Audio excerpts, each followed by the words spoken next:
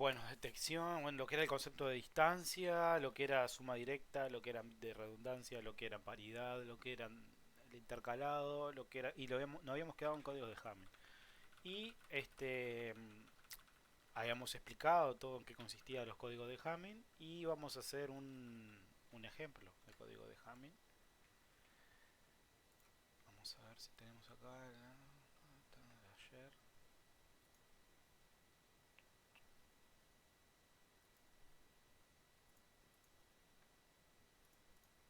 Aquí. Nos habíamos quedado en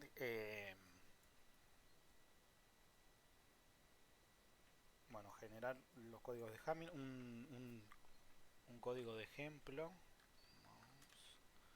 Un código de ejemplo que nosotros decíamos, bueno, tenemos que enviar por. Tenemos que codificar con Hamming eh, el dato. Teníamos un tamaño de palabra que era 4 bits. Y tenemos que enviar el dato B en hexadecimal, 0xb. La B en hexadecimal es el número 11 en decimal. Entonces la representación del 11, si ustedes hacen o desarrollan el polinomio característico, o aplican los algoritmos, o hacen la conversión de base, como lo quieran hacer, van a llegar que en binario eh, B es 1011 en base 2. Entonces, ahora, como estamos trabajando con un tamaño de palabra de 4, 4 son los bits que representan objetos válidos, ¿no? Entonces, eh, lo que hacemos es el Hamming de eso. Hamming lo que nos dice es que nos da una técnica que nos permita generar códigos de distancia 3. ¿No? Recuerden, ayer habíamos visto que había unas relaciones de unas inecuaciones que si se cumplían nos permitían obtener si podemos detectar errores y si podemos detectar y corregirlos. Entonces habíamos llegado que si usábamos un bit de paridad, podíamos detectar, si usábamos 3 bits de paridad, podíamos detectar y corregir errores de hasta un bit. Y ese era el ejemplo de ahora, era con 4 bits de datos agregarle 3 bits de paridad y calcular esos bits de paridad. Hamming nos da las expresiones para poder calcular cada uno de esos bits y bueno, enviar el objeto y listo. Entonces habíamos llegado que teníamos esta palabra, ¿no? Hamming nos dice, bueno, distribuíla de esta forma. El bit del objeto en la posición 4, 3, 2, el bit de paridad 3, el A1, el A2, el P2 y el P1. De esa forma se tiene que enviar. Entonces si el emisor y el receptor establecen en común acuerdo de que van a utilizar códigos de Hamming, cada vez que se detecten 7 bits, se van a interpretar de esta forma. El primero es de la paridad, el segundo de la paridad 2, el tercero el de dato 1 y así sucesivamente. Entonces habíamos llegado de que los códigos sustituimos las variables por los valores y nos había dado que teníamos esta palabra. Esta palabra tenemos que calcular el P3, el P2 y el P1. Bueno, siguiendo los códigos de Hamming era la suma directa entre P3, nosotros lo habíamos calculado, habíamos visto, esto es por definición, ¿no? P3 tenía esta forma. Era el bit de datos 4, suma directa el bit de datos 3, suma directa el bit de datos 2. P2 era de esta forma y P1 era de esta forma. Entonces lo único que teníamos que hacer era sustituir en estas fórmulas con los datos que nosotros teníamos para llegar a esto. Entonces, ¿a qué llegamos? Que P3 era 0, que P2 era 0 y que P1 era 1. Entonces, si tomamos el objeto, aquí, que este objeto... Sí, Ricardo. Una pregunta. Sí. Por definición, cuando sustituimos P3, P2, P1, esa, digamos, fórmula es siempre igual o tenemos que escribir los números de A4 a P, A2 No. y después sustituimos? No, no, no. La fórmula siempre se te va a dar, o en el ejercicio, o en el parcial, o en el examen. La fórmula no hay que saberla de memoria. Ah, gracias, gracias. Buenazo. Bien, entonces, sin temor, no hay que saberse eso de memoria, lo único que hay que saber es que tenemos que calcular eso con esas expresiones, ¿no? P3, P2 y P1. Entonces ahora, una vez que juntamos esto, ¿no? Tenemos la palabra, queremos obtener 7 bits, donde están los de datos y los de paridad. Lo de paridad, no, acá nos dicen que son estos, P30, P20 y P11. Entonces ahora sustituimos eso y nos da esta palabra.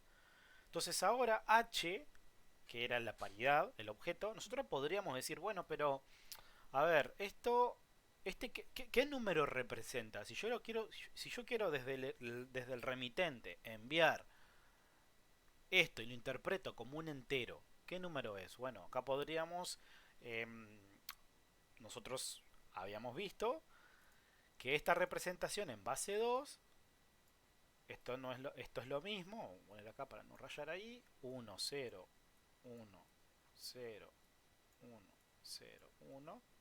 Esto es lo mismo que hacer este 1, si yo lo quiero describir como polinomio característico, es lo mismo que hacer 1 por 2 elevado a la 0.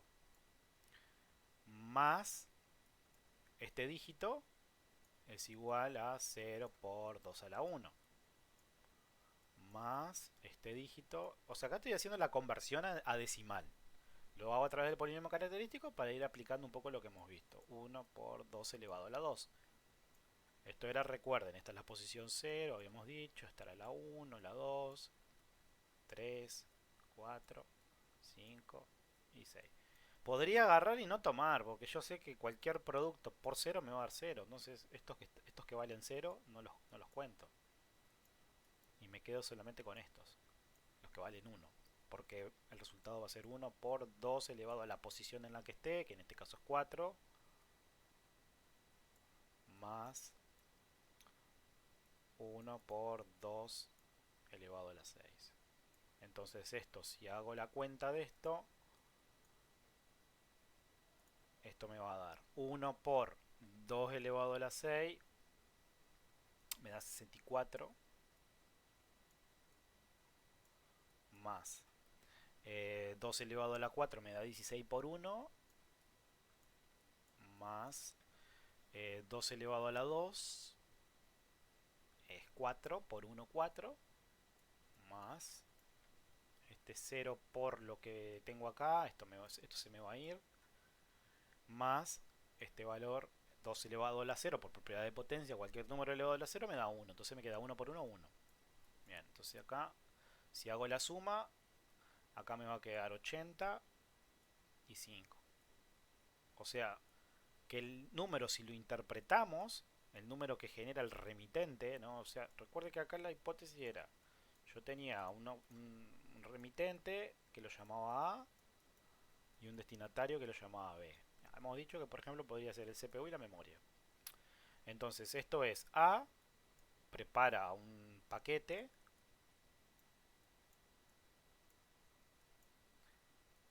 cuyo contenido es 85. Y se lo envía a B. La idea es que esto se envíe a B. El tema es que este paquete en el envío, esto se supone que acá tendríamos que tener un cable que una esto con esto.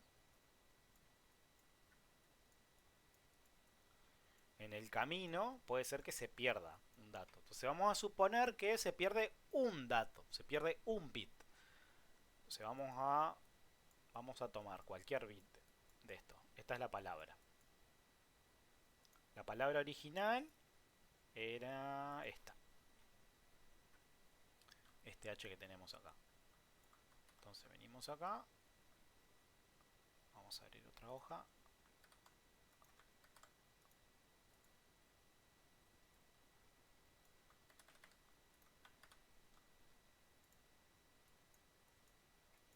¿Dónde me quedo acá? La palabra original era esta. Entonces vamos a suponer que porque falló un bit, el bit que falló es este.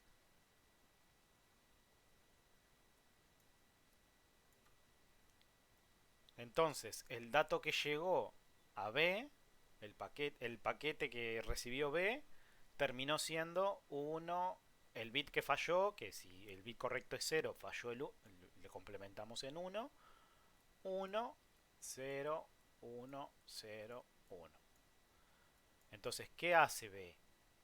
Toma este dato y por definición, como sabe que es Hamming, ya vas a ver que acá tiene, esta es la posición A4, esta es la posición A3, esta es la posición P3, esta es la posición A2, esta es la posición P1. Esperen que acá, esto lo teníamos acá. Acá. A4, A3, A2, P3, A1. Vamos a copiarnos esto. Por definición ya sabe que lo tiene que interpretar de esa forma.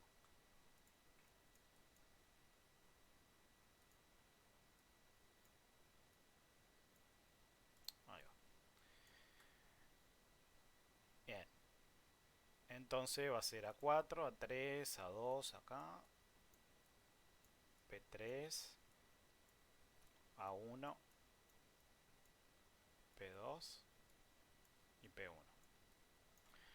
Entonces Hamming, ¿qué propone? Bueno, cuando recibís eso, recalcula los bits que le llaman calcula los bits S. Los bits S es calcular el P de vuelta y compararlo con el dato que recibiste. Entonces, acá nos va a quedar un S. En todas las notaciones, ayer nosotros hicimos esto, que S iba a ser igual a S3, S2 y S1. Pero en todas las notaciones que van a encontrar en bibliografía y eso, como que nunca empieza el S en 1, sino que empieza en 0. Entonces van a tener S0, S1 y S2. Entonces acá el S, la palabra que van a calcular, se va a descomponer en S2, S1 y S0. Es solamente a modo de comentario, o sea, esto no nos debería de afectar en el resultado.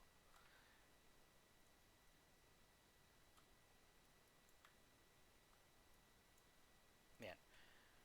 Entonces, ahora nos dicen, bueno, ahora tenés que calcular S2 o S3, vas a tener que calcular S1 y vas a tener que calcular S0. Entonces, ¿cómo se calcula eso? El S2 lo que se hace es, se calcula el P, el S2, S3, el P3 que recibiste, o sea, tomás el dato que recibiste y volvé a calcular el P3. Entonces, eso lo que nos va a dar, lo teníamos acá, a los S, acá,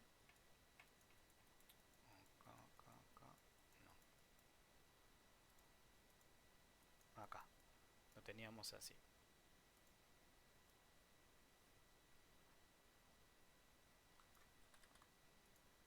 Vamos para aquí.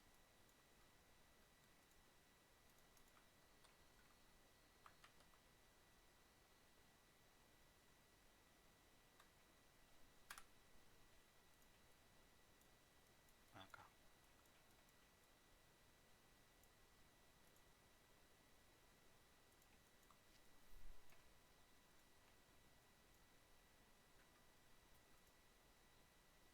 S1, S2 y S3 y acá en qué orden lo tenemos al revés. Bien, vamos a copiar lo que teníamos antes mejor. Así seguimos ese nombre. Por más que en la bibliografía puedan encontrar con el otro formato. Pero nos va a quedar esto. Tenemos que calcular esto que está acá.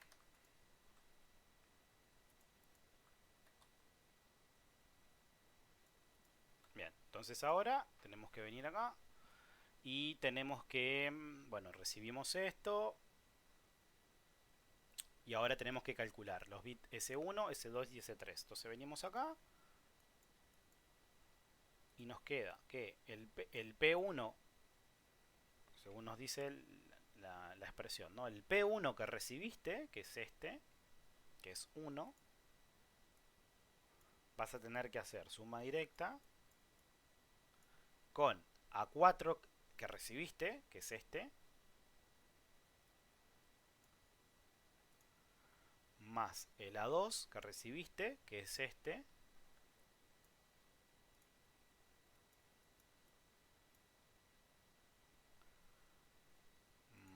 más A4, A2, A1. El A1 que recibiste, que es este que está acá.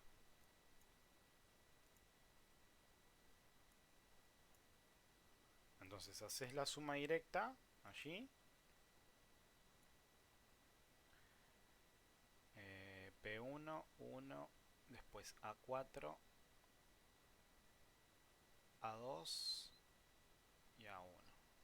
Me está faltando un número acá. Era el A4 era el 1, este. Después me está faltando el A2, es un 1. Y me está faltando el A1, que es un 1 también. Son 4 dígitos que tenemos que hacer la suma directa. Entonces aquí me está faltando un más 1.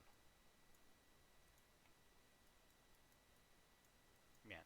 Entonces ahora hacemos esto es suma común, suma directa. Esto nos queda 1 más 1, habíamos visto que 1 más 1 era 0. Entonces el resultado de esto es 0. Podremos ir haciéndolo por partes. Esto es 0. Suma directa. Esto más esto, 1 más 1 es 0 de vuelta. Entonces ahora sí nos queda 0, suma directa 0, 0. Vamos con el segundo. Nos dice P2. Ese 2 se va a calcular como el P2 que recibiste, que es 0, suma directa, el A4 que recibiste, que es este que está acá, este 1, A4, acá 1, suma directa, el A3, que es este 1 que está acá, suma directa, A1, que es este 1 que está acá. Bien, recuerden que el bit que estaba mal era el A3. ¿Vieron? Este bit que nosotros complementamos, que acá vale 1 y acá vale, el original valía 0. Este es el que cambió por el error. Entonces acá podemos ver de que ya hay algo que está mal, porque si nosotros hacemos ahora la suma directa de esto nos va a dar 0 suma directa 1 nos da 1. 1 suma directa 1 nos da 0. Y ahora si hacemos 1 suma directa 0 nos va a dar 1. Recuerden que por definición en Hamming, si alguno de los bits S nos da diferente de 0 es porque hay un error. Tenemos que calcular todos los bits S para identificar cuál es el error. Pero si todo nos da 0, ahí sí es, che, no hubo problema, el dato que recibiste es el correcto. Bien, entonces vamos a continuar con esto porque tenemos que terminar de calcular el bit S. Nos queda S3. S3 va a ser igual a el P3 que recibiste, que lo tenemos acá arriba. Vamos a achicar un poco la letra. Ahí va. El P3 que recibiste, que es este, 0, suma directa, el A4 que recibiste, que es este 1, suma directa el A3 y así sucesivamente. Entonces el P3 que recibiste es 0. Suma directa, el A4 que recibiste, que es un 1. Más, suma directa, el A3 que recibiste, que es 1, más, suma directa, el A2 que recibiste, que es 1 también. Entonces ahora si hacemos la suma, vamos por parte de vuelta, nos queda que 0 más 1, 0 suma directa 1, esto no es 0 más 1, 0 suma directa 1. Nos da 1, 1 suma directa 1 nos da 0, y ahora si sumamos estos dos, y 1 suma directa 0, me da 1. Bien, entonces acá vemos de vuelta, otro error. Entonces ahora lo que tenemos que hacer es construir el bit S, que era este que está acá.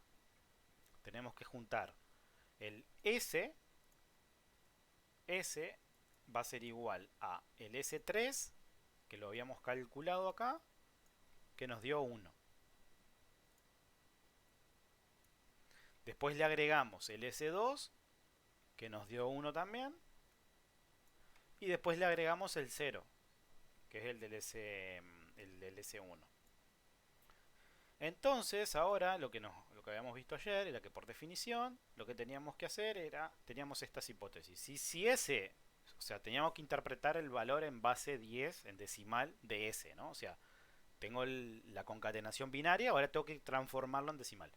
Entonces, si ese nos daba 0, no hay ningún error. Y si ese es diferente de 0, nos va a dar que ese es la posición en donde está el error. Entonces, si venimos acá, podemos ver que este dato lo tenemos que interpretar en base 10. Eso está en binario ahora. Entonces eso nos quedaría. Esto tenemos que agregarlo acá. Esto está en base 2. 1, 1, 0 en base 2 va a ser igual. Podríamos hacer igual que hicimos más arriba. Podríamos hacer el polinomio característico. Y esto nos quedaría que 0. Esta es la posición 0, 1 y 2. 0 por 2 elevado a la 1, perdón, 2 elevado a la 0, más este otro 1 que está acá, que es 1 por 2 elevado a la 1, más este otro 1 que está acá, que es 1 por 2 elevado a la 2. Eso me va a dar algo. Operamos y nos va a quedar que 2 elevado a la 2 es 4 por 1 4, más 2 elevado a la 1 es 2 por 1 2, más 2 elevado a la 2 elevado a la 0 es 1, por 0 es 0. Entonces nos da el valor 6. Entonces Hamming nos dice que si hicimos las cosas bien, en la posición 6 tendría que estar el error. Y si nosotros nos vamos al código incorrecto, sabemos que en la posición 6 está el error. Esta es la posición 1, posición 2, posición 3, posición 4, posición 5 y posición 6. Entonces, ¿qué tengo que hacer? Complementar ese valor. Entonces, si sé que este era el dato que recibí, vamos a seleccionarlo.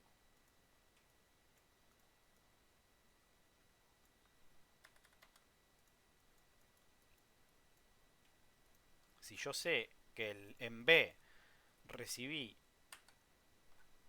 este dato,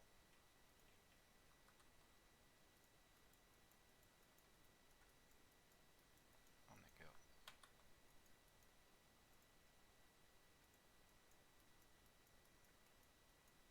Acá. Si yo sé que recibí este dato y me terminó dando de que S es igual a 6, B, lo único que tiene que hacer es, viene aquí y dice posición 6. Y empieza a contar 1, 2, 3, 4, 5, 6. En esta posición el dato está mal.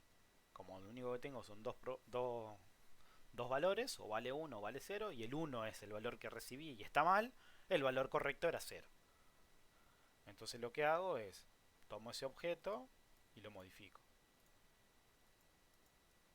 El valor correcto va a ser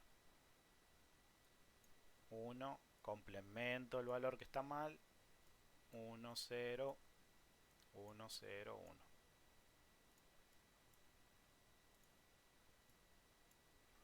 Entonces con eso yo puedo, bueno, detecté el error y detecté, o sea, detecté que hubo un error, lo corregí y obtuve el dato correcto. Ahora, ¿qué tengo que hacer? Interpretarlo. Se interpreto este dato. Como sé que este es el correcto, ahora lo que hago es, bueno, yo sé que este bit corresponde a el A4, este a el A3, este a el A2 y este a el A1. Bueno, entonces el dato que representé correctamente en esa transmisión era 1, 0, 1, 1, que es igual, esto en base 2, es igual a el 8 más 3, que es igual a 11, que es igual a B. B en hexadecimal.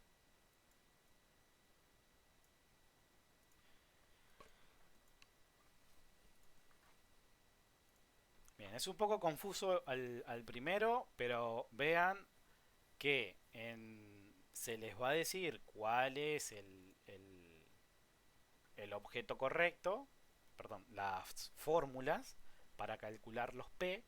Lo que no se les va a decir es la fórmula de los S.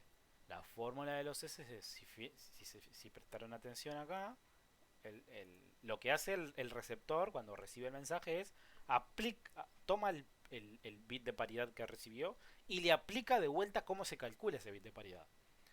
Entonces, si son iguales, me va a quedar que un valor igual al otro, un valor suma directa el otro,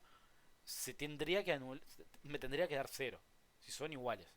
Pero si el bit de paridad que recibiste no es el mismo con el que calculaste nuevamente, es porque ocurrió algo.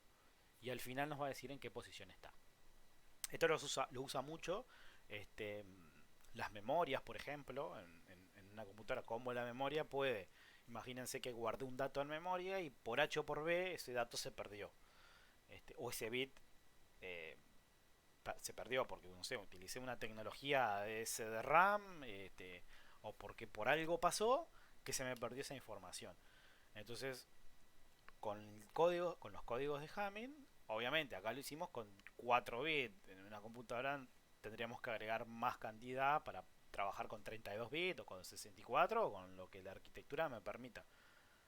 Pero ya tenemos un mecanismo, un algoritmo que nos permite detectar y corregir errores de hasta un bit. Ya tenemos, este, lo podemos usar para construir códigos de representaciones de distancia 3 y podemos detectar códigos de errores de hasta un bit. Esto para la memoria, para el CPU, es muy útil.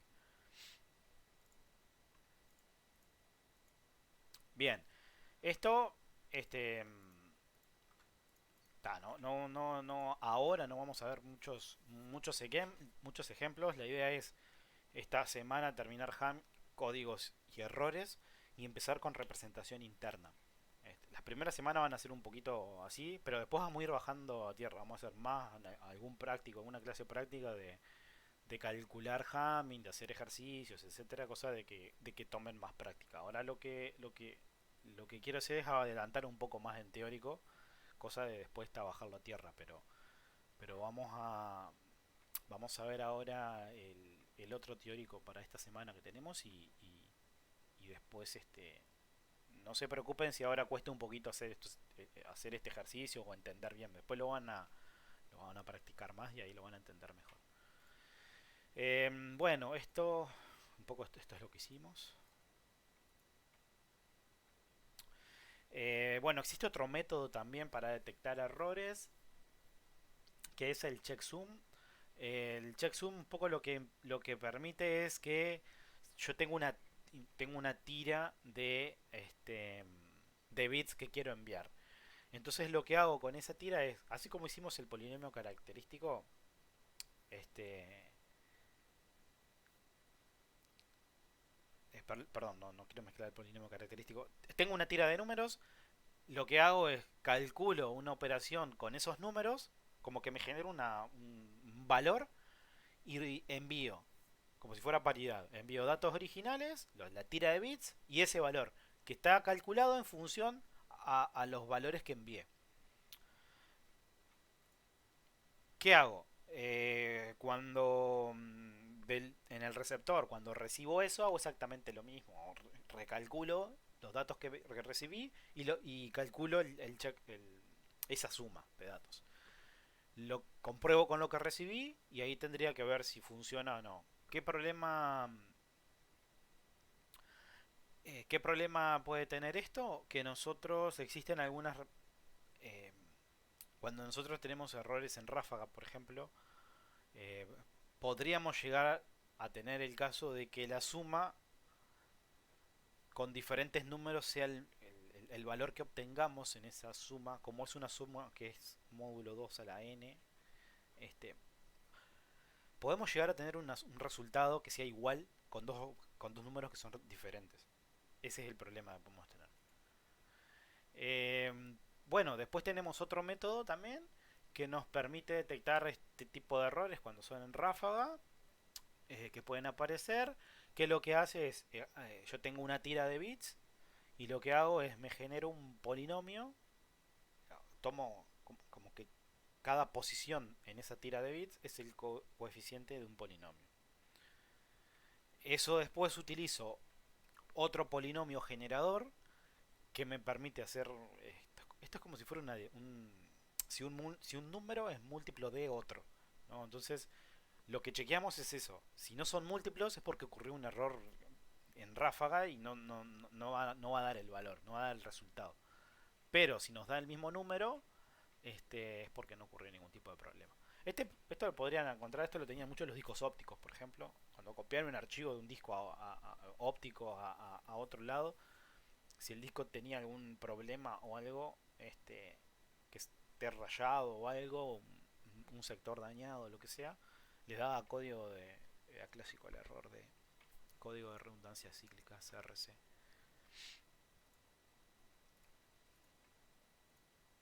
Bien. Bueno, entonces hasta acá tenemos un sistema de numeración que vamos a trabajar con binario, que una secuencia de 8 bits la llamamos byte, que a ese byte lo podemos dividir en dos partes, que lo puedo dividir en 4 bytes. Uno es el 4 bits, la agrupación de 4 bits se llaman niveles, este, y ese byte va a tener un nivel más significativo y uno menos significativo, los 4 bits superiores y los 4 bits inferiores. Esos bits se pueden transferir desde un lugar a otro y en esa transferencia pueden haber errores. Podemos detectarlo con códigos de redundancia de paridad. Podemos corregirlo con códigos de Hamming. Sí, Lucas. Profe, este checksum también ubica la posición en que se dañó el bit o solamente No, detecta el error. no, solamente detecta. Porque, ¿qué pasa? Como es un error, es para detectar errores en ráfaga. Si se te modificaron, no sé, por decirte un número, enviaste un bloque, que un bloque son 512 kilobits, 512 mil bits. No, si se te perdieron 3000 o 4000, no tiene mucho sentido detectar cuáles fueron, porque sabes que fueron en ráfaga. Ahí es mejor, che, pedí que te manden el dato de vuelta. Ese es el objetivo de detectar errores en ráfaga. No lo puedes corregir, puedes detectar solamente. Bien. Bueno, teníamos los códigos de paridad, tenemos la distancia también, que es algo que nos permite medir entre dos objetos válidos qué distancia tienen. Sabemos que la distancia está relacionada con la forma de poder detectar y corregir errores de un bit. Y vimos códigos de Hamming que nos permiten generar códigos que no tienen la posibilidad de detectar y corregir errores, generar códigos con distancia 3 que nos permitan detectar y corregir errores de un bit por ahora. Bien, una vez que tenemos eso, lo siguiente es, bueno, estamos codificando, pero empezamos a hacer números, empezamos a hacer este, conversiones, pero no tenemos una tira de bits. Pero ¿qué es esa tira de bits? ¿Es un entero? ¿Es un pixel? ¿Es una imagen? ¿Es un MP3? ¿Es un audio? Lo que sea, no sé. Cualquier dato que se les ocurra que puedan tener en el equipo, bueno, ese dato tiene que tener una representación. De la misma manera que mencionamos hoy, si yo quiero utilizar Hamming entre el CPU y la memoria, se tiene que poner de acuerdo el CPU y la memoria en usar Hamming de tamaño tanto. El, lo mismo pasa si yo quiero representar un número, un entero, con signo, sin signo, una fracción, cualquier objeto que quieran representar, un texto o lo que sea, tienen que tener una representación, tienen que saber, tienen que tener un estándar. Entonces, el siguiente tema que vamos a ver es el de representación interna. En representación interna, bueno, existen una cantidad de objetos, estos son algunos de los más conocidos, y formas de poder representarlos. Porque, ¿qué pasa? Yo puedo tener un entero menos, perdón, sí, un entero que sea un negativo, que sea menos 15 por ejemplo. Pero el menos 15 se podría llegar a representar, bueno, tiene infinitas representaciones, ¿no? O sea, yo le puedo dar la codificación que quiera a ese menos 15. Pero existen algunas que nos permiten conservar ciertas propiedades en la aritmética del sistema de numeración. Entonces, bueno, lo primero que vamos a hacer son representaciones básicas, ASCII, ASCII extendido, lo que es una cadena de texto, lo que es enteros. Esto es para que ustedes lo tengan en cuenta, también lo van a ver en programación, eh, para ver cómo el compilador reserva memoria, ¿no? Entonces, no es lo mismo este, pedir un 8 bits de memoria que pedir 64. O sea, hoy en día estamos en una generación de computadoras en donde la memoria ya no es tan escasa como lo era hace 30 años atrás. Antiguamente, incluso algo sumamente ilógico que dijo Bill Gates en su época era que nunca íbamos a necesitar en los 90, ¿no? Más de un megabit por segundo, más de un megabit de memoria. Y eso es algo que hoy en día digo, pero ¿qué hacías con un megabit? Bueno, el tema es, ¿qué tan mal hacemos las cosas hoy en día con la cantidad de gigabit de memorias que tenemos? Que siempre se consume porque, no sé, me abro un navegador y me consume, no sé, no hace nada y me consume 4 gigas y no sé qué más. Bueno, el tema es que hoy en día estamos mal acostumbrados y más cuando están programando, están mal acostumbrados a este, pedir memoria, pedir memoria, pedir memoria, pero nunca liberarla. Dependiendo de la tecnología que estemos trabajando, puede ser que la tecnología, puede ser que el lenguaje, el soporte o el compilador soporte de que cada cierto tiempo esté buscando lugares de memoria que no se hayan utilizado por un intervalo de tiempo y los considere como que no los van a poder, no los va a volver a utilizar. Entonces los descarte. Eso se llama garbage collector, es algo que utilizan casi todos los lenguajes hoy en día de alto nivel, en donde tienen un módulo que se va a encargar de ir a buscar. Entonces yo instancio un espacio de memoria y me olvido. Antiguamente instanciabas y ni bien lo dejabas de utilizar, hacías un dispose ahí, hacías una llamada al sistema diciéndole, che, déjame disponible este lugar para otro dato, para otra variable, para lo que sea.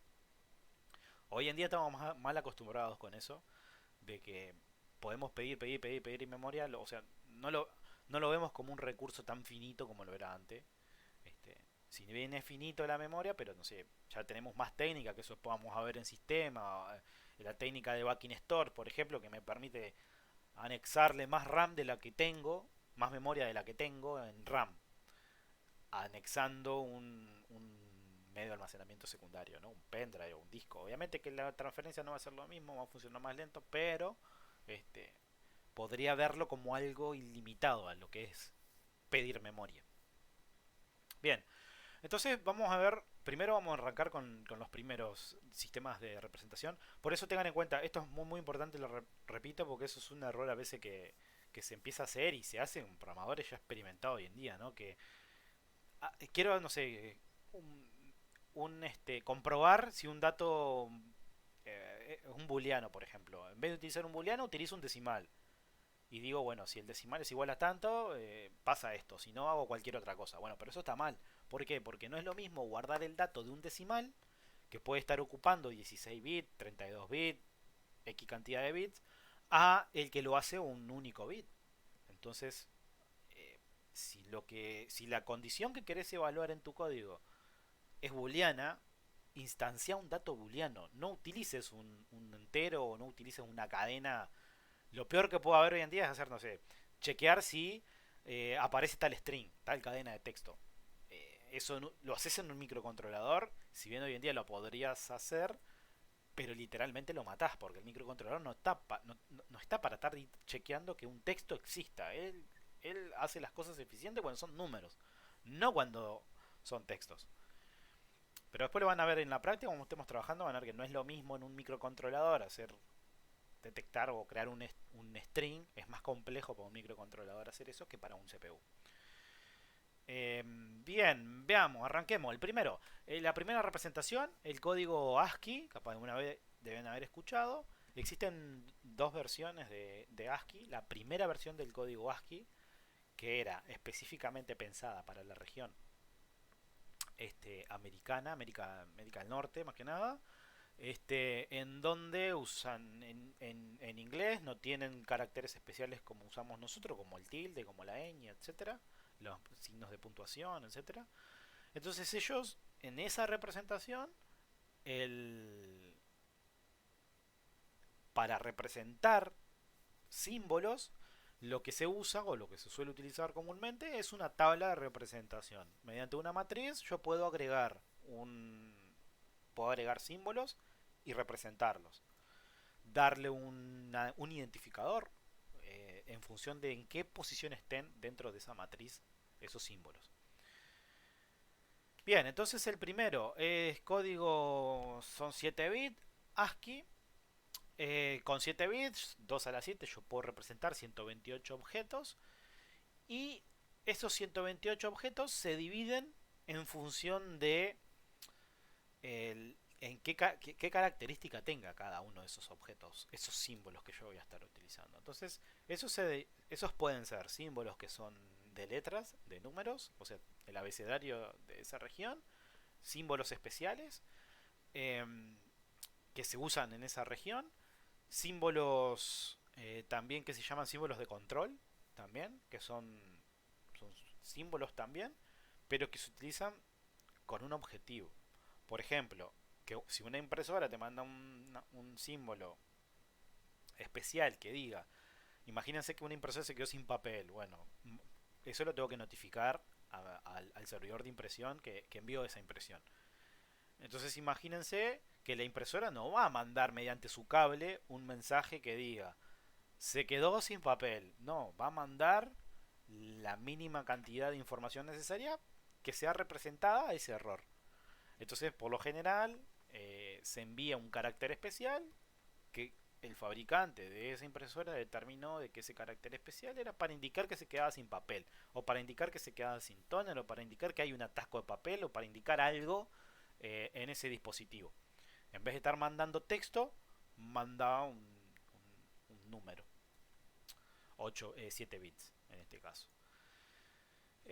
Bueno, en el caso, en el idioma inglés, que tiene los 10 dígitos, 26 letras mayúscula, 26 minúscula, 34 símbolos especiales, que son puntuaciones, etcétera, y 32 símbolos de control. Los símbolos de control, lo que mencionaba de la impresora o de algún carácter especial que quieras imprimir en pantalla, un espacio, un enter, una línea nueva, lo que sea. Este, bien, estos 7 bits nosotros los podemos dividir son 7 bits como trabajamos recién con el código de Hamming de ejemplo. Nosotros lo podemos dividir en dos partes, lo que es los 3 bits más significativos y los 3 bits menos significativos. Los 3 bits más significativos van a representar a la columna y los 3 bits menos significativos van a representar a las filas. Entonces, esto nos quedaría la tabla de ASCII de 7 bits. Originalmente tenía esta forma, en donde tenemos como si yo tengo 3 bits para representar las columnas, 2 a la 3 son 8, voy a tener 8 columnas, arrancando de esta, de las 0, 1, 2 hasta las 7. Y si tengo 4 bits en la parte menos significativa, 2 a la 4 va a ser 16, voy a tener 16 filas, arrancando de la 0 hasta llegar a la F en hexadecimal. Y esta es la representación en hexadecimal de cada fila. Bien, entonces, ¿de qué me sirve esto? Vamos a copiarlo para hacer un ejemplo. Vamos a tomar esta tabla y vamos a ubicar símbolos para entender cómo los representamos, porque si queremos representar un símbolo tenemos que hacerlo papel primero para entenderlo, para después enviar las señales eléctricas para que el CPU las interprete. Bien, entonces imaginemos que tenemos el código, bueno, tenemos la tabla y queremos generar el código ASCII para eh, la secuencia en binario, ¿no? Entonces, esto es así. Supónganse que queremos generar cuáles son los 7 bits que me representan a la letra E en mayúscula. Bueno, me vengo acá y digo, bueno, yo lo que quiero representar es esta letra que está acá, la E. Entonces, ¿qué hago? En los primeros 3 bits, lo que hago es represento a la columna y en los últimos 4 bits represento a la fila. Entonces, siguiendo esa idea, estoy en la columna. Vamos a usar una notación en hexadecimal, ¿no? Estoy en la columna 0, 1, 2, 3, 4.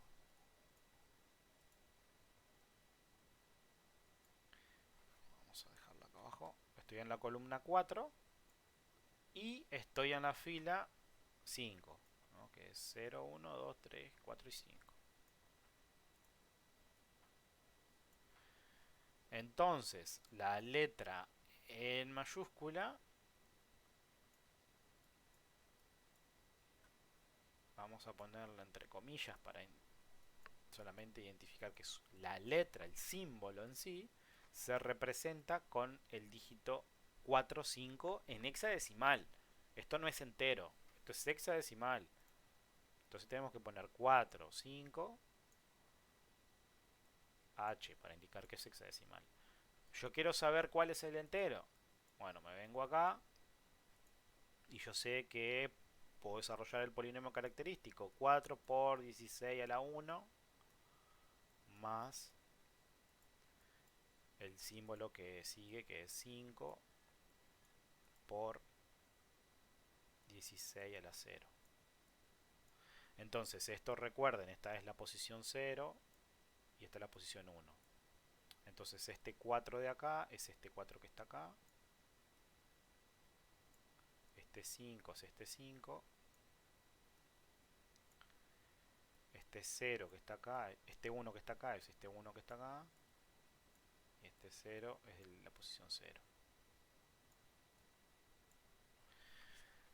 Bien, entonces si acá desarrollamos eso, nos va a quedar que es el, el 16 a la 1 es 16 por 4, 64, más 16 a la 0 es 1 por 5, 5, igual a 69.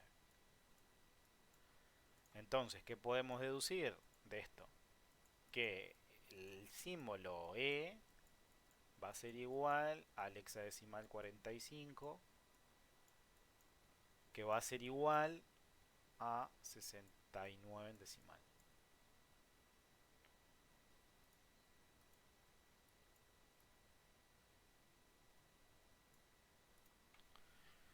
Entonces, podríamos hacer la inversa también. Esto es, partí del símbolo E en la tabla y llegué al código ASCII de 7 bits. Este es el de 7 bits. Este es el primero que se implementó hace más de 30 años. Este, en la actualidad ya tenemos otro que es el extendido. Pero fíjense en cómo interpretan. Y esto después, posiblemente, capaz en algún laboratorio de programación, capaz a veces está bueno, está bueno que lo vean, o a veces en algún laboratorio a veces lo pueden ver, si se fijan, esta es la E en mayúscula. Entonces, ¿qué pasa? Si yo tomo la E en minúscula y hago exactamente lo mismo, vamos a hacerlo medio rapidito acá, el carácter E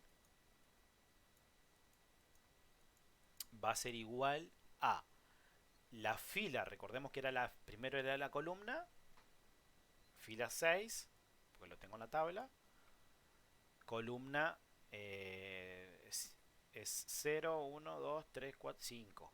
Bien, 65 en hexadecimal, ¿no? Entonces, si yo ahora vamos a hacer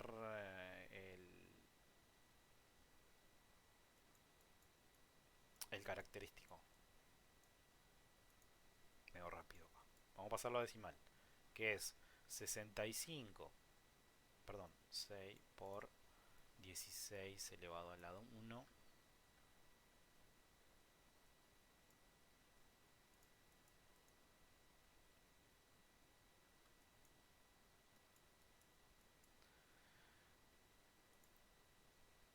más 5 por 16 elevado a la 0. Entonces, esto que está acá nos da 5 más esto nos da 16, 16 a la 1 nos da 16 por 6, esto nos da 60 más 36 nos da 96. Entonces, ¿qué podemos deducir de esto? De que la E en minúscula es igual a 65 en hexadecimal o es igual a 101 en decimal. Entonces aquí lo que podemos, esto es importante también verlo, de que la E, vamos a ver si nos queda, vamos a poner a los dos, vamos a poner a los dos en el mismo lugar. No.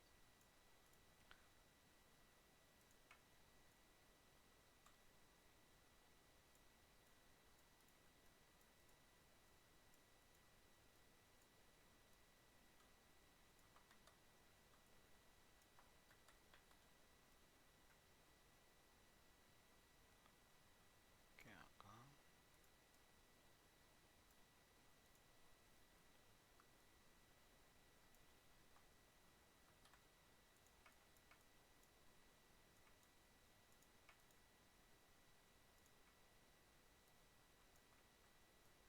Acá, vamos a dejarlo acá. Entonces, ¿qué nos quedaría? Que la E en mayúscula es el 69 y la E en minúscula es el 101. Si nosotros hacemos la diferencia de esto, eh, nos va a dar 72, perdón, 32, que es la diferencia de esto. Y 32, lo bueno que tiene es que va a ser una constante.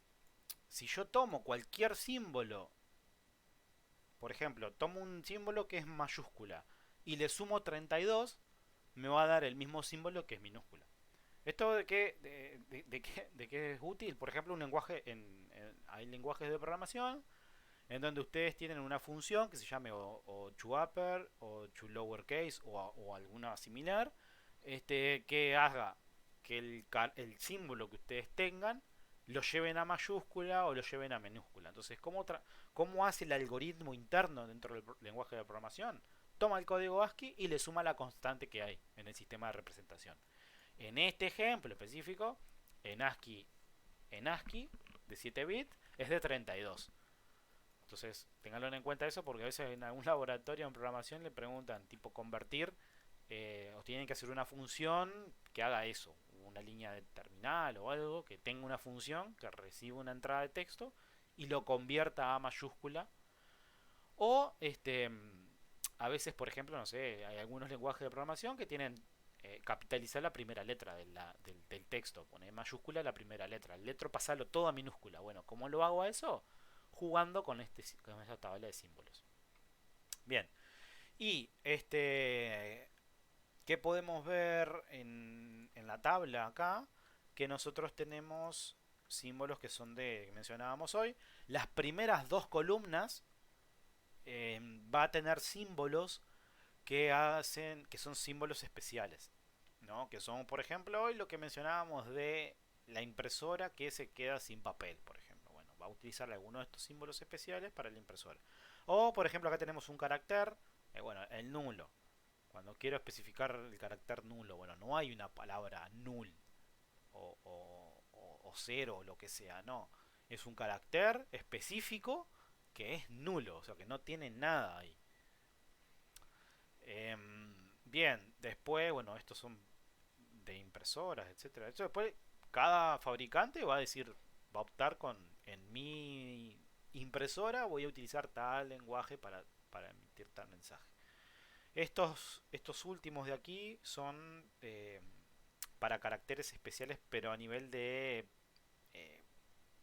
lo que se llama el standard output, lo que es cuando yo imprimo en pantalla datos.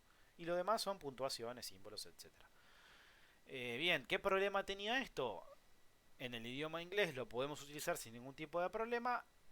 En nosotros no nos da esta tabla la posibilidad de agregarle símbolos de nuestra región. Entonces, para eso, en un principio, IBM creó una representación que se llama la IBM 437, que lo que hace es toma la ASCII y le agrega, en vez de ser de 7 bits, agrega 8 bits. Con 8 bits yo voy a poder representar 256 valores. Entonces vas a tener los 128 objetos de los bits de ASCII de 7 bits y vas a tener 128 objetos más.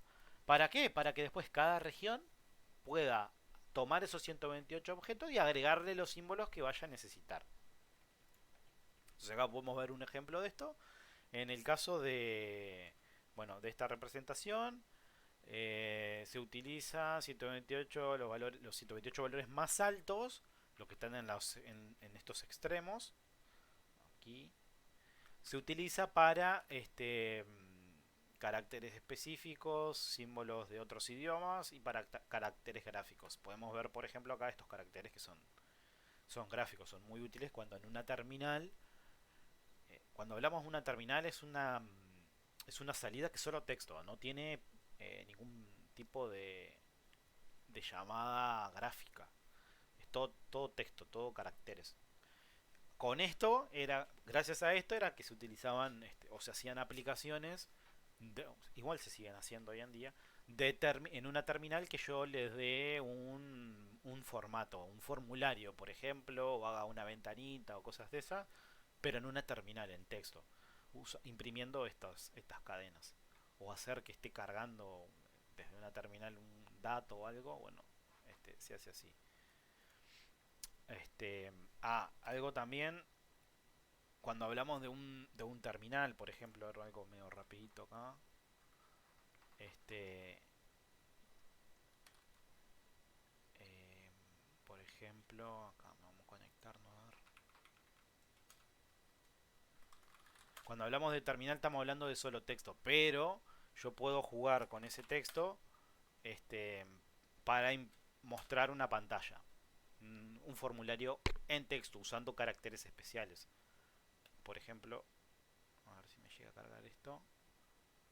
Este formulario, vieron que aparentemente tiene como bueno, esta línea que está acá, esto es una secuencia de, de símbolos, o sea, no hay una llamada gráfica acá, no, es todo texto esto. Los colores, el efecto de esta sombra, los botones, fíjense, tenemos botones, etcétera. Bueno, todo esto se hace, pero modificando símbolos, no llamando a consolas. Y esto lo vamos a ver más en sistema cuando vemos scripting y eso. Podemos capturar eventos también, por ejemplo, en una consola, capturar eventos como clic o lo que sea. Eso está bastante bueno. Bien. Bueno, existe otra representación también, que es la ISO. Bueno, esta es otra representación también, que recuerden, en las representaciones es es la misma idea siempre, es utilizar una tabla que nos describa cuáles son los símbolos y después codificar cada posición dentro de esa tabla. Después, dependiendo de la región en la que estemos, existen diferentes representaciones. Por ejemplo, esta especificada por la norma ISO 10646, que ya es un código de 16 bits. O sea, un código de 16 bits, alguno podría decir, es una tira binaria, son 16 dígitos, bits. Pero el 16 bits nos da la posibilidad de escribir 2 a la 16 son 65.536 objetos. O sea, imagínense qué tan grande puede ser esa tabla. Tiene 65.536 casillas. Es impresionante la cantidad de símbolos que puedo representar ahí. Y esto, bueno, para algún idioma para usarlo en chino, japonés o coreano. Y acá va un ejemplo de esto. Fíjense acá, miren, la posición, no sé, 340.554. Bueno, tiene tal dígito, que es esta que está acá. Entonces, es súper grande la tabla. Imagínense que compartir un dato que en el equipo que ustedes tengan ahora, en la región no sé, España o Uruguay o lo que sea, que esté en español, si quieren enviar un dato ahí, ustedes, no sé, graban cualquier dato y lo quieren mandar a otro lugar, todo lo que tiene que estar involucrado para convertir la representación que ustedes tengan a la que ustedes van a ir. Bien, una vez que vemos cómo poder representar mediante las tablas de símbolo y que son dependientes de cada región, etcétera, etcétera, etcétera, podemos construir ahora cadenas de texto o string, sucesiones de caracteres o acá existen múltiples mecanismos que podrían implementar. Esto lo van a ver más en el segundo semestre, en la asignatura de estructura de datos y algoritmos, en donde ustedes van a estudiar las estructuras que se utilizan para cierto tipo de datos. Porque, por ejemplo, van a agarrar C ahora y C tiene un entero, tiene no sé, un entero flotante, un punto flotante, una fracción, un float, si es C++ tiene un booleano, etcétera, pero no tiene estructuras o sea, van a ver que después el lenguaje les da la posibilidad de crear sus propias estructuras. O sea, que ustedes le digan, che, quiero crearme un objeto, eso se llama un tipo abstracto de datos, un TAD. Eso quiero un tipo de objeto que sea casa, por ejemplo. Entonces ahí van a ver lo que son las estructuras, van a jugar con una estructura de datos que se llama lista simple, lista encadenada, lista árboles binarios, grafos, etcétera. Este, que a veces lo tienen que implementar. Entonces, bueno, ¿cómo implementamos nosotros los caracteres? Bueno, caracteres, una de las opciones que podemos hacer es tomamos un carácter y lo que vamos haciendo es en ese carácter agregamos un dato adicional y ese dato adicional que sea la dirección a donde está el otro carácter. Entonces ahí podemos crear una secuencia de texto y decir, bueno, arranca en este lugar de memoria y después, bueno, che, anda navegando a esta otra dirección, después esta apunta a esta otra, etcétera. Bueno, y el problema ahí que vamos a obtener es que cuando sabemos que llegamos al final de la cadena de texto. Entonces ese es el principal problema en este tipo de representación, es cómo sabemos cuándo termina la sucesión. Entonces existen dos formas. Una es que en nuestra estructura de datos nosotros digamos, che, acá vas a poder guardar 100 caracteres y listo, no vas a poder guardar más. O eso es un problema porque puede ser capaz que yo a los 100 caracteres no llegue, o sea, capaz que quiero grabar un texto que tenga 5 caracteres, pero voy a perder el espacio de memoria de los 95 espacios restantes. Entonces, no es óptimo, voy a utilizar mal la memoria. Entonces, existe otra representación que puede ser que es la de largo variable. Esto es que el largo eh, va podemos implementar una estructura que nos diga empieza acá y contá 10 direcciones de memoria hacia el final. A partir de esta dirección contá 10 casillas. Y bueno, hasta ahí va a ir el tope. O tenés direcciones que son variables, en donde tenés una estructura de datos que tenés la letra y a dónde apuntás. Entonces, de esa forma, vas construyendo el carácter. Y cuando llegues a, por ejemplo, un carácter especial de los que vimos en la tabla, eh, frena la cadena. O sea, ese va a ser tu fin del texto que querés escribir. Entonces eso está bastante bueno. Ese carácter especial depende de cómo lo van a implementar, pero puede ser cualquier carácter. Un estándar que han utilizado los lenguajes de programación es usar el carácter nulo, el cero. O sea, si el código ASCII es cero, ya sabes que este es el final. Pero podés encontrar un código ASCII que sea de dar un enter. Bueno, entonces ahí vas formateando tu texto. le das también, correcto, Lucas, cuando presionas un enter, este, podés utilizar el carácter especial. O podés utilizar el carácter especial del enter. El enter es un poco especial porque es una concatenación de dos caracteres especiales. Uno es el de dar el enter y el dar el enter es estoy en tal posición y bajo al siguiente renglón.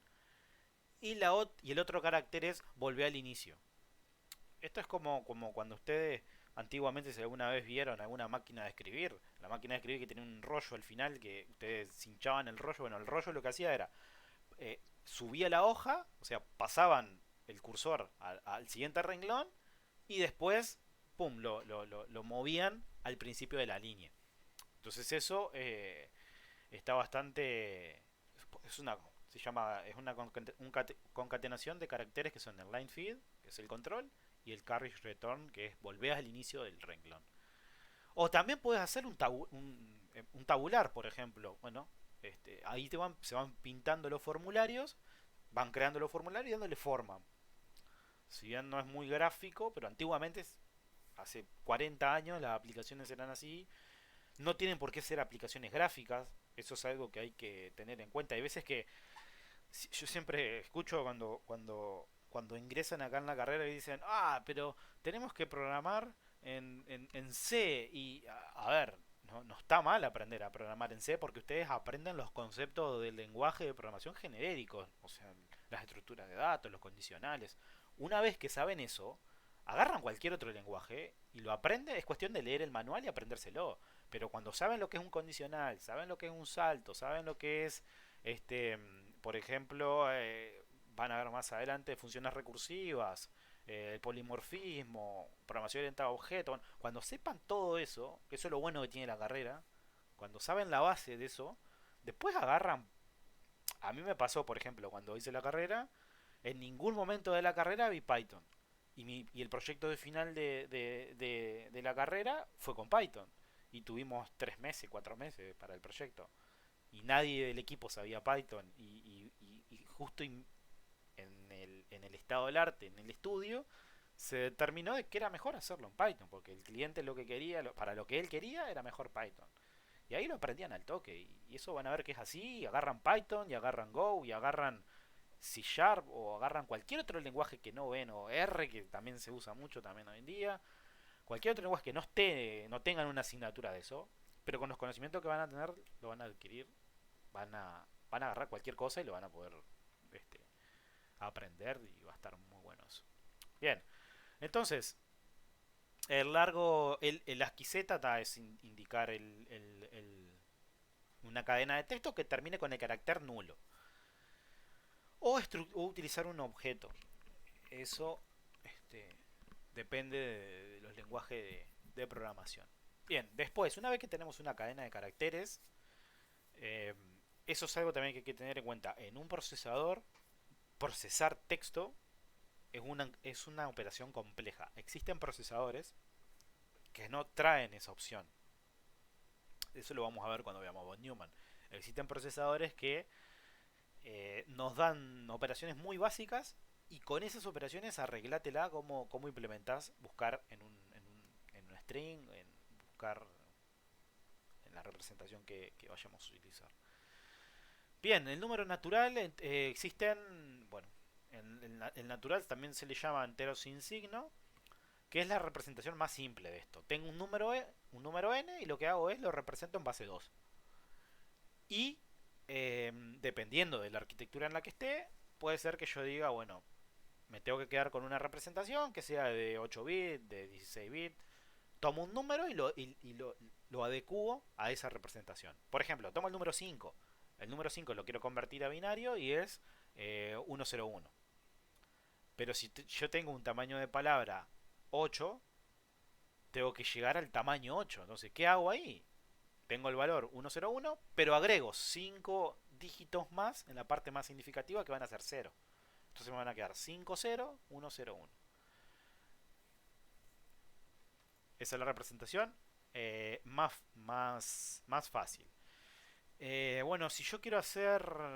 Bueno, Esta es una propiedad que tiene también la representación entero sin signo, es que mantiene el orden de las operaciones elementales como es la suma, el negativo, el producto y la división. Esto es, yo opero con los números en decimal, con esas operaciones, eh, cuando opere en base 2 con esas operaciones voy a tener el mismo resultado. Por eso acá podemos ver esto. Tenemos 25 más 74 nos da 99, la representación de 25, la representación de 74 y acá empezamos a sumar, como hicimos hace unas clases, ¿no? Tenemos una suma, posición por posición. El algoritmo de la suma es así, vamos posición por posición y tenemos que interpretar si tenemos un acarreo inicial o no. Por eso es el que aparece acá, 0. 0 es el acarreo inicial. El- si no tengo acarreo, está, es 0. Entonces hago 0, el acarreo inicial que es 0 más 1 me da 1 más 0, 1. Esto es suma común y corriente, no es suma directa. Entonces me da 1. Pronto, sigamos con la siguiente posición. El acarreo final ahí a la segunda posición va a ser 0, porque no hay unidad ahí. Entonces me queda 0 más 0 más 0 me da 0. En la siguiente posición, acarreo 0, me va a quedar 0 más 0 más 0 me da 0. En la siguiente posición, acá me dio resultado 0, acarreo 0. 0 más 1 me da 1, más 1 me da 0, acarreo 1. Buenazo. Acarreo 1 más 1 me da 0 y me llevo 1. Esto es suma, no es suma directa. Me llevo este 1 que está acá. Entonces acá me queda 1 más 1, 0, me llevo 1, 0 más 0, 0. Sigamos a la siguiente posición. El acarreo que me quedó de la posición anterior, que es 1, más 0, esto me da 1. Acarreo final 0. Y así voy, 0 más 0 me da 0, 0 más 1 me da 1, acarreo 0. Y si yo interpreto el resultado binario de la suma, es el mismo que si hubiera sumado de manera decimal. Y el acarreo final aquí es 0. Es este 0 que está acá. Bien, después, lo que mencionábamos hoy, yo tengo una computadora que tiene un tamaño de palabra que es o de 16, o de 8, o de 32, 64, 128 bits. Bien, ¿qué pasa? En esta representación, ahora, si yo eh, tomo la representación en binario de 25, tomo la representación en 234, que es esta, si sumo bit a bit, bueno, me va a dar este resultado. El resultado va a ser 1, 1, todo 0 y un acarreo final que es 1. Si yo trunco esa cantidad de bits, o sea, me dio un resultado que era de 9 bits, pero yo tengo un tamaño de palabra de 8, que son estos. Tengo hasta acá. Entonces, ¿qué hago? Descarto el bit más significativo, descarto este. O sea que el acarreo final de toda esa operación me dio 1. ¿Qué significa eso? Que si yo estoy truncando la suma decimal con la representación en binaria, cuando trunque tengo que analizar el acarreo final. Si el acarreo final me da 1, eso significa que hubo un problema. Esto solamente el acarreo final 1 en entero sin signo. Esto en otra representación puede ser totalmente opuesto a lo que estamos viendo. Entonces, si el acarreo final es 1, lo que va a ocurrir es que el resultado representado no va a ser el correcto. Por ejemplo, acá si yo interpreto estos 8 bits, esto me da 0, 0, 0, 0, 0. Esta tira binaria en decimal me da 3. Entonces, esto más esto que me dé 3 no es lo mismo que 25 más 234. Entonces, ¿cuál fue el problema ahí? Que el acarreo final fue 1 y vos truncaste la cantidad de bits. Entonces se te acotó el resultado final y te está dando un resultado que no es el correcto. Entonces cuando pasa esto, acá es donde se conoce el clásico overflow, si alguna vez escucharon, que es el desbordamiento. Acá hay un desbordamiento de memoria. Y cuando hay un desbordamiento de memoria, bueno, este, ahí va como el sistema operativo interprete eso. Antiguamente hacían un crasheo ahí y la computadora se tenía que reiniciar. Esto era así. Hay instrucciones del CPU que si se ejecutan, se tiene que reiniciar el equipo.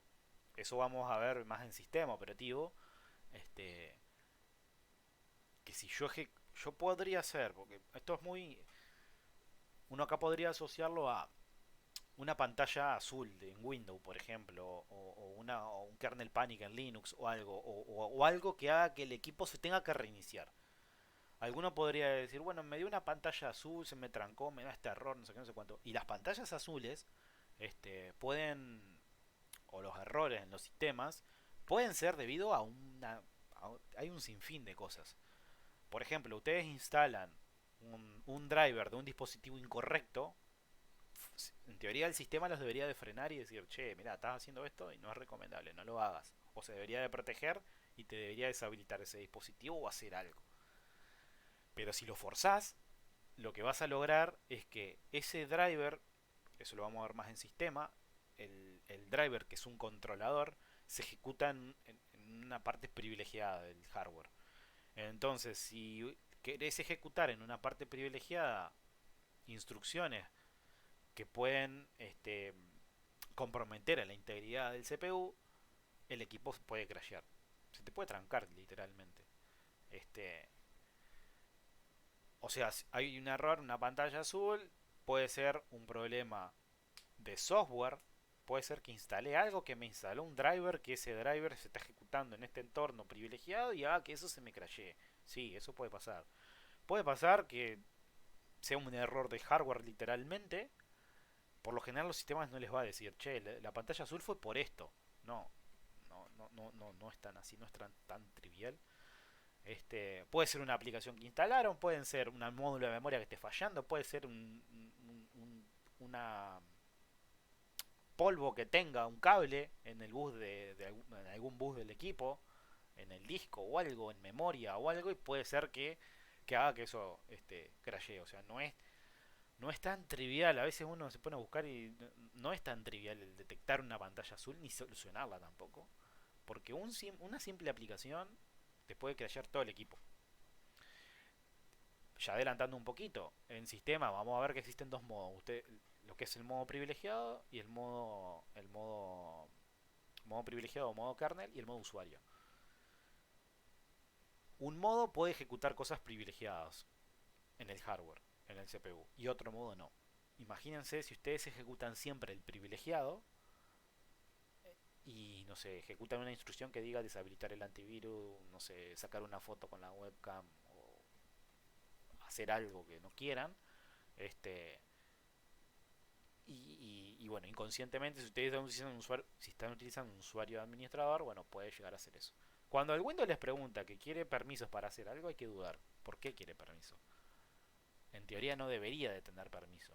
Si ustedes, capaz a alguno le ha pasado, descargan una aplicación, no sé qué, descargan un generador de claves, un keygen o alguna cosa de esa, lo van a ejecutar y el tipo dice, pum, te disparo privilegio de administrador. Pero ¿para qué quieres privilegio de administrador?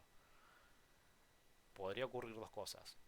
O la forma de generar la clave necesita acceder a por ejemplo, a la dirección física que tenga el disco porque utiliza ese dato para generar la clave, o te está instalando un malware y bueno, y estás cayendo como, ah, mira, me da la clave del Office, pero después me deja, me instala algo ahí, un backdoor o lo que sea, y la computadora cuando quiera acordar que, no sé, no muevas el mouse por 15 minutos, no sé, empieza a minar Bitcoin o a hacer algo que vos no quieras hacer. Hay que tener cuidado con eso, siempre hay que utilizar los instaladores también. Si ustedes descargan un Windows cualquiera y lo instalan, y más esos que son todo en uno, que traen todas las aplicaciones y todo eso, bueno, no saben en la que se metieron. Pero está, eso lo vemos en sistema. Bien, acá ocurre un overflow. El overflow es cuando me voy de rango, literalmente. Tengo una representación que no es. Eh, Existen diferentes tipos de overflow. Eso en sistema también lo vamos a ver. Por ejemplo, el stack overflow, que es un desbordamiento de pila que ocurre en los sistemas operativos. Que ahí son muy peligrosos porque son los que me permiten escalar privilegios. Imagínense una página web que yo pueda explotar, accedo a la página con determinado formato y cuando quiero acordar, pum, me dispara una terminal en donde yo puedo empezar a ingresarle comandos privilegiados. Es una locura, eso, o sea, puede pasar. Eh, Bien, en el caso de entero sin signo, el overflow está determinado por el int de carry final. Si es 0, no hay overflow. Si es 1, hay overflow. ¿Qué rango puedo representar? Bueno, como es un número sin símbolo, voy a poder representar todo número que sea mayor o igual al 0 y que sea menor que 2 a la n menos 1. ¿Por qué de 2 a la n menos 1? ¿Por qué el menos 1? Porque tengo que contarle, tengo que quitarle el 0, ¿no? Porque el 0 lo cuento como un dígito más. Entonces, por ejemplo, yo con 4 bits, no, con 3 bits, puedo representar desde el 0, un número cualquiera, hasta el 7. Hasta 2 a la 3 menos 1. 2 a la 3 es 8, menos 1 es 7. Entonces, de 0 a 7 voy a poder representar un entero sin signo, con tamaño 3. Bien, después tenemos un entero con signo. Este ya no es un natural, ya es un entero con signo. Entonces, lo que hace es... eh, tengo la palabra, ¿no? Del entero. Y lo que hago es tomo la parte más significativa, o sea, el dígito que esté lo más a la izquierda posible. Y ese dígito lo reservo para representar el signo. Entonces, si ese dígito es 0, significa que lo que resta es un número positivo. Si el dígito es 1, el número es negativo. Entonces vamos a ver un ejemplo de esto acá.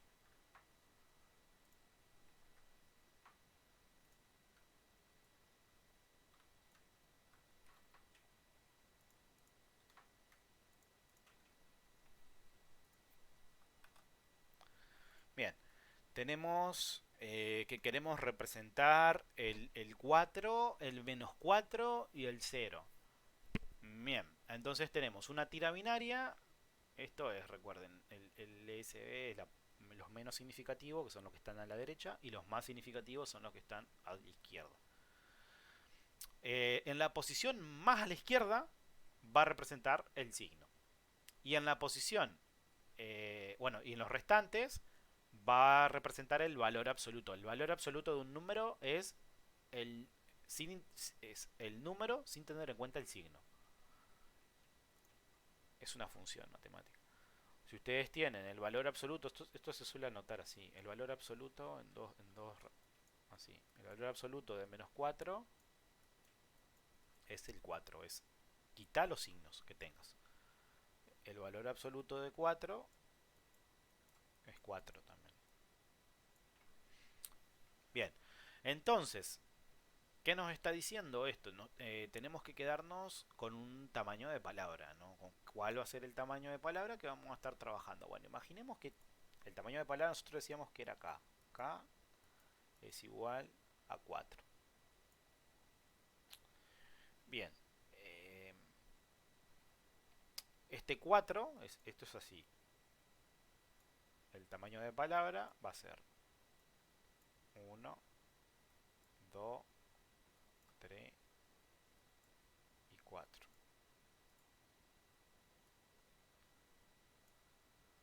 Bien, entonces, ¿qué tenemos acá? En este ejemplo específico, tenemos que acá vamos a representar S, que es el signo.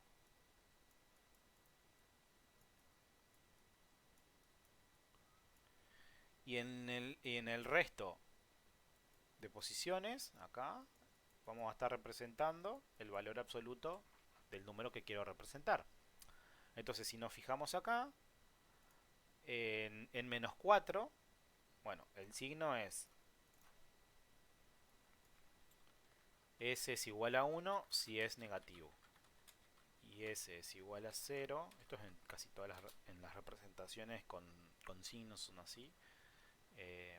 Si es positivo. Bien, entonces en este caso nos va a quedar una tira que van a ser de 4 bits. Entonces el 4, ¿cómo nos va a quedar el 4?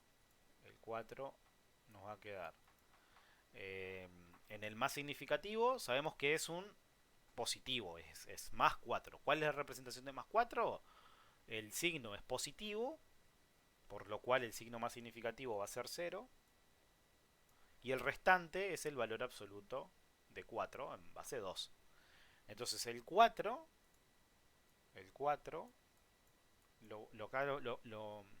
el primer paso que deberían de hacer es pasar el número a base 2 para saber cuál es la representación del valor absoluto en base 2.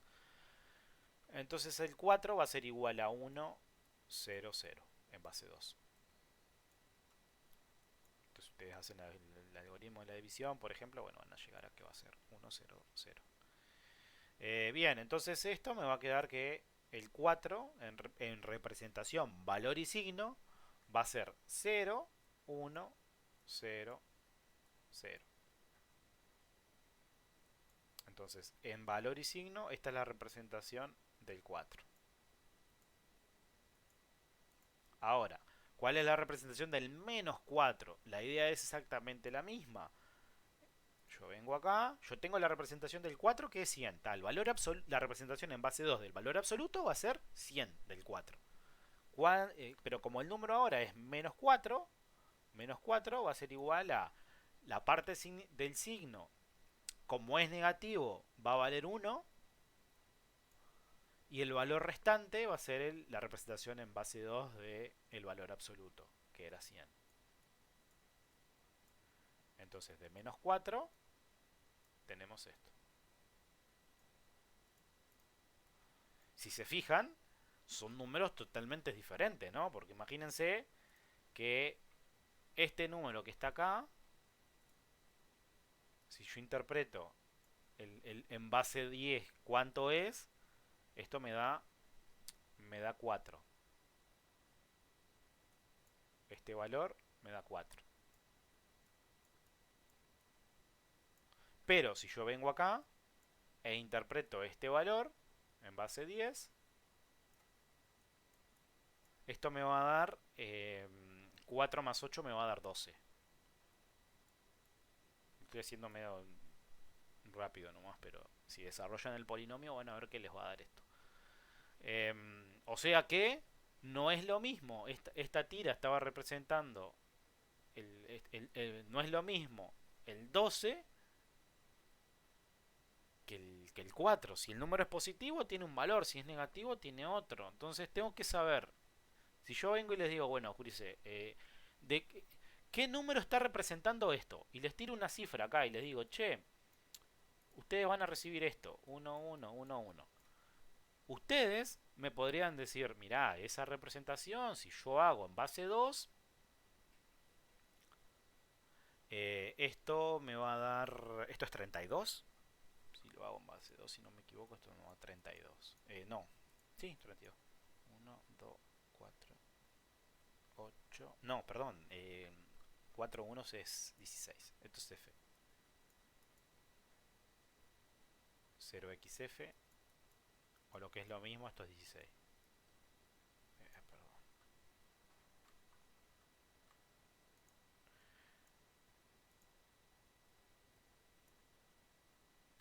Esto es 15. Ahí va, es 15. Entonces, esto. Ustedes podrían decirme, bueno, pero ¿qué número es este? Este es el 15 si yo lo interpreto en base 2. Pero si la representación es valor y signo, este 1, estos unos acá, lo que va a hacer es que, como este es un 1, el número va a ser negativo. Va a ser un menos acá. ¿Y cuál va a ser el número? Tengo que interpretar estos que entero representan, porque estos son la representación en base 2 del valor absoluto. Esto es 7.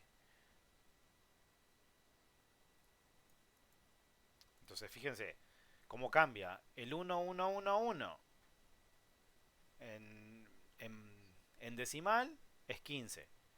Pero en representación, valor y signo, el 1, 1, 1, 1 es el menos 7. Entonces imagínense, ustedes agarran el disco de sus equipos, agarran un archivo y lo abren en un editor de hexadecimal, en binario. ¿Qué van a ver? ¿Qué tienen que interpretar? ¿Qué tienen que saber? ¿Cómo se está representando lo que ustedes ven ahí? Si ustedes ven una tira binaria pero no saben en qué formato se están representando, no van a tener ni idea de qué es lo que ven, de cómo obtener un dato, de nada. Eso es algo que vamos a hacer dentro de un tiempo. Que a veces me gustaba mostrarlo en sistema, pero está bueno verlo acá en arquitectura, es que ustedes pueden hacer un binario de un programa en C. Hacen un ejecutable, ejecutan la aplicación, el binario lo instancian, se ejecuta el proceso y en el sistema ven, no sé, el programa que ustedes hicieron. Pero ¿qué pasa? Ese programa tiene un código máquina. Yo lo puedo ver como cuando compilo un programa, me genera un ejecutable, pero tengo un código máquina. Ese código máquina es específico para mi CPU, para la arquitectura en la que tengo. Si es una x86, si es una AMD, si es, bueno, eso dependiendo de la arquitectura. Pero si yo conozco la arquitectura, lo que puedo hacer es, yo puedo decompilar todo eso.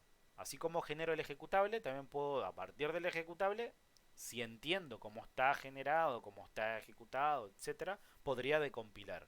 Y eso no solamente lo puedo hacer en ese CPU, por ejemplo, algo muy fácil de hacer es, por ejemplo, imagínense que tienen un teléfono con Android.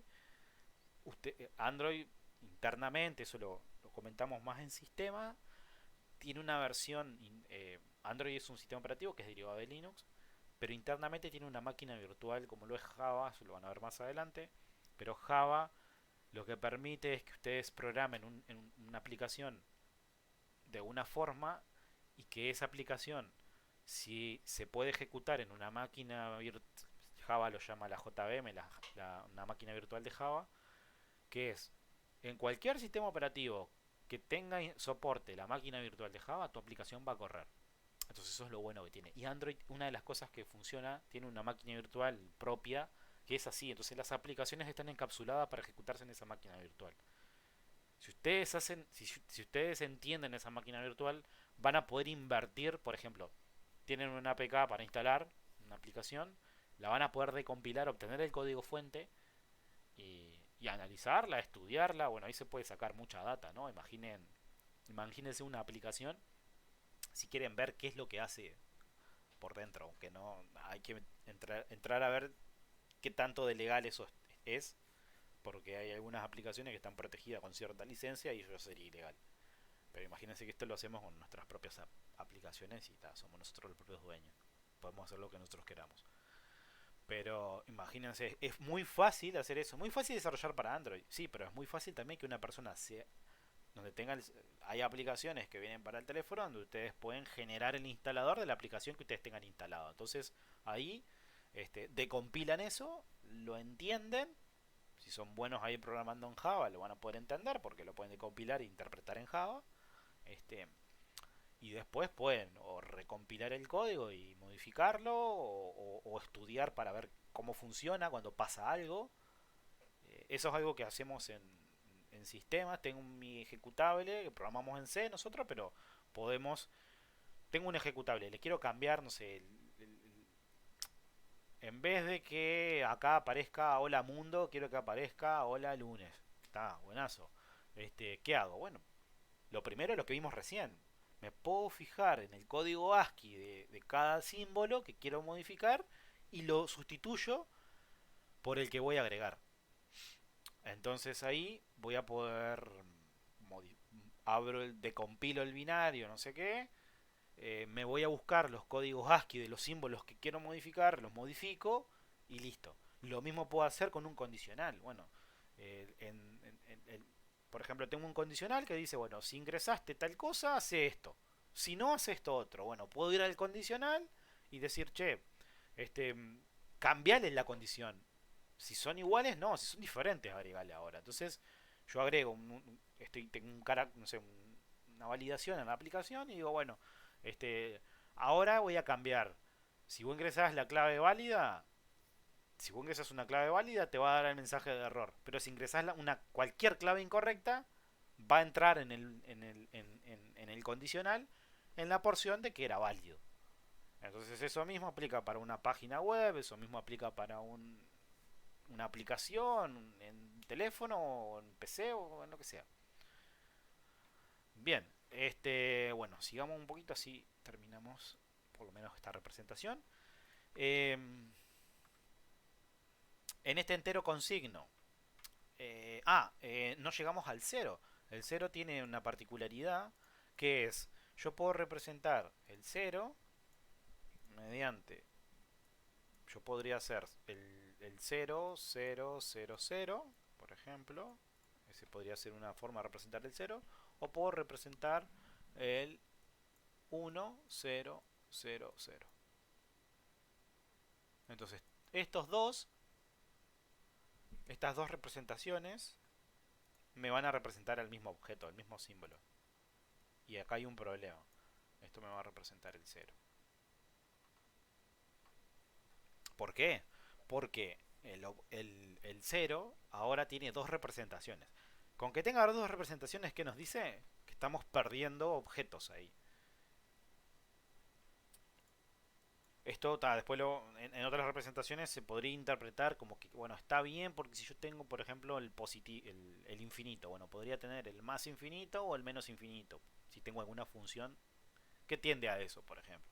Podría usar esta representación y decir, no, está bien, porque podría ser una forma de representar eso. Pero en este caso no estamos jugando con infinito, no estamos haciendo nada. Un problema que tiene esta representación es que tenemos dos representaciones del cero. Entonces, como tengo dos representaciones del cero ahora, lo que voy a tener es que el rango para poder desplazarme dentro de ese número negativo va a ser que va a ser el menos desde 2 a la n menos uno hasta el 2 a la n menos uno menos uno. Entonces ahí estos menos uno que están acá son las dos representaciones del cero. Tanto la parte donde está el uno y lo que sea, y todo cero, o el que en la parte positiva donde está cero y todo cero. Por eso están estos menos unos acá. Bueno, ¿qué problema tiene esto? Lo que mencionábamos hoy. El, las dos representaciones para el cero. Si es cero, ahí depende de lo que vayamos a usarlo. Capaz que nos sirve que el cero lo pueda agrupar en las representaciones negativas o en las representaciones positivas. Y lo otro es que no respeta el orden. Este es un problema porque si se fijan aquí, acá, en, en la pizarra, el no respeta el orden lo podemos ver acá. Si nosotros interpretamos este número que es negativo, ¿qué podemos...? No, acá no era. Acá. Acá. Si nosotros interpretamos esta tira de 4, ¿no? Teníamos el 4 y el menos 4. Si nosotros interpretamos el valor en base 10, podemos ver que el 4 va a valer 4. El positivo sigue valiendo positivo. Pero el menos 4, que tendría que ser un número, si yo lo interpreto en base 2, mucho más pequeño que el 4 positivo, acá nos da todo lo contrario. Nos da de que la representación en base 2 del menos 4 es 12. Entonces, este es un problema, no respeta el orden acá. Eso significa de que si un número negativo no puede ser igual a su opuesto positivo.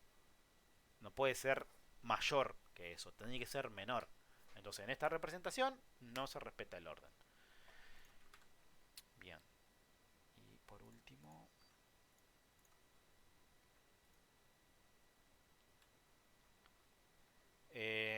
bueno, ahora tendríamos que hacer las operaciones. Tendríamos que sumar un positivo y un negativo y tratar de ver si el resultado es correcto o no, o está representando cualquier otra cosa. Eh, Eso lo dejamos para mañana, gente. Por mañana hacemos algún ejercicio de esto también y vemos algunas representaciones más. Así que, por hoy liquidamos acá nomás.